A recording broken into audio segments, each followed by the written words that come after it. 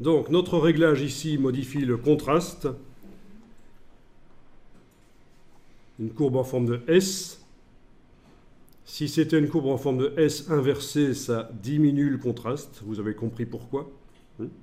Parce qu'on diminue la luminosité des parties les plus claires. Il faut regarder comme ça, par rapport aux gammes de gris qu'on a sur les côtés. Et on augmente la luminosité des parties les plus sombres, donc ça diminue le contraste.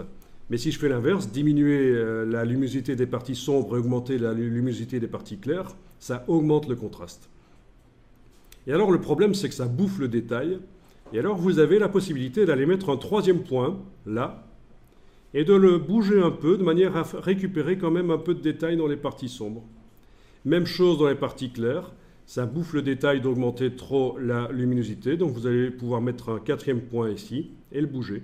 Et en fait, en bougeant ces 4 points, c'est vraiment le réglage basique de courbe, la configuration basique. On met 4 points, on les bouge, et on essaye d'obtenir une image qui nous paraît correcte.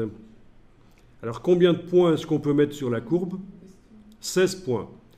On peut aller jusqu'à 16 points, mais laissez ça aux pros, que vous serez plus tard, et commencez avec seulement 4 points, c'est pas mal. Considérez que les 2 points du centre servent à régler le contraste, et les points de l'extérieur servent à récupérer du détail, malgré qu'on a contrasté.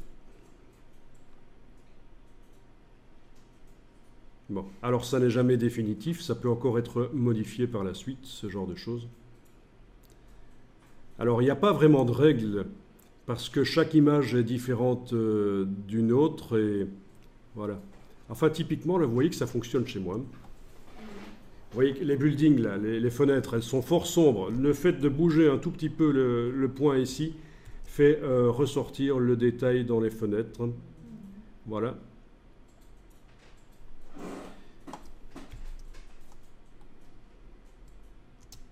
Ok, je vais enregistrer l'image sous un nom différent. Donc je vais ajouter à la fin du nom ici un incrément. 01, -01. Je garde bien sûr l'extension .psd, j'enregistre. Voilà.